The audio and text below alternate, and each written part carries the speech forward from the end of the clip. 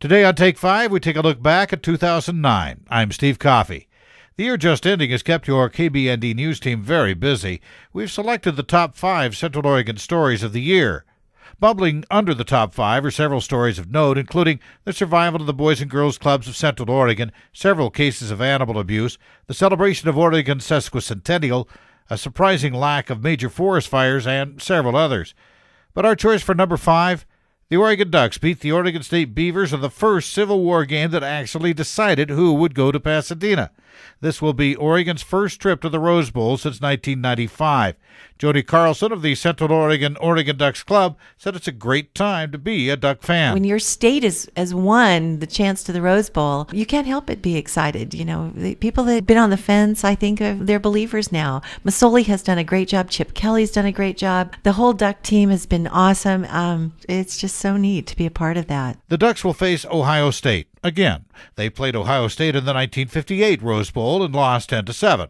This year, the Ducks are out for revenge. The Rose Bowl will be broadcast on 1110 KBND New Year's Day, with the pregame starting at 1. Number 4 on our list of top 5 stories is voter approval in November of the $41.5 million construction bond for Central Oregon Community College.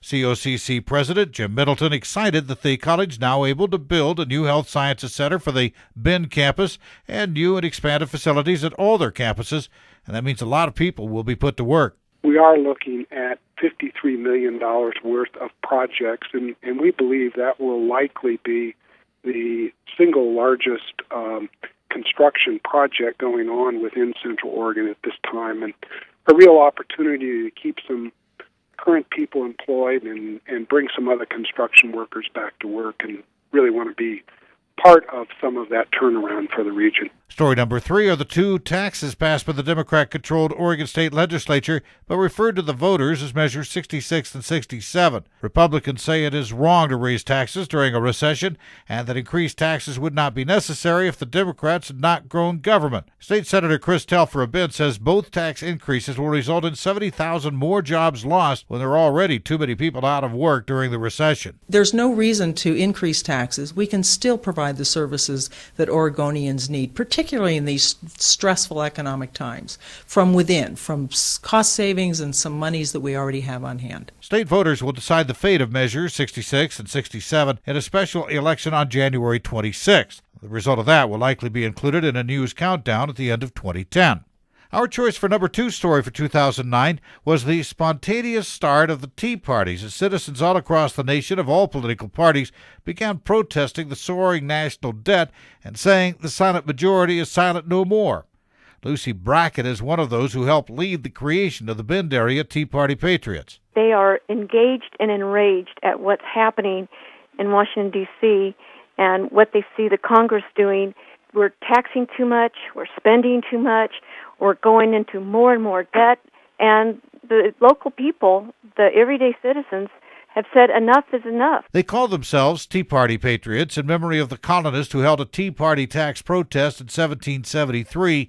We now know that as the Boston Tea Party. And the number 1 story of 2009 is one that has reverberated around the world: the economic recession. At the Tower Theater in April, Ray Davis, CEO of Umpqua Bank, said the recession has changed all the paradigms. Let's face it, we are in the deepest global recession. There is not a country that are not feeling the pain of what we are all going through. In the United States, it all started with this, with the housing crisis. And some of you have heard me speak before where I have said that I don't think there's a financial expert in the world that expected the housing market to drop as far as it did, as steep as it did, and to stay down as long as it has. Much of the blame is at the feet of Congress. They created the CRA programs, which are good, but they were mandating home ownership, perhaps for people that could not afford those homes, which created a significant problem. Add this with all the other types of economic turndown that is related: the electrical wiring, the plumbing, the drywall, the paint. Those companies also feel that pain. We don't know what the new year will bring, but you can count on this. Your KBND News team will be here to keep you informed. I'm Steve Coffey. Take 5 is a presentation of News Talk 1110 KBND. Depend on us.